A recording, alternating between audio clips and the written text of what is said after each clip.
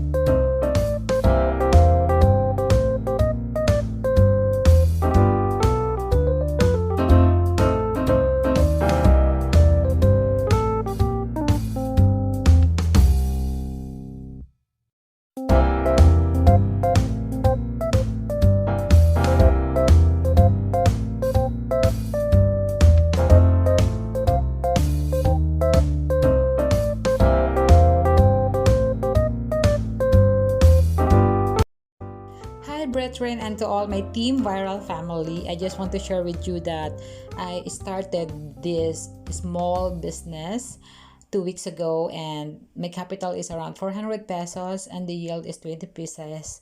and you can sell the special embutido per piece around 40 to 50 pesos, and your possible income is around 800 pesos. So I hope in my small way I was able to give you more insights or some ideas on how to start your own business as well.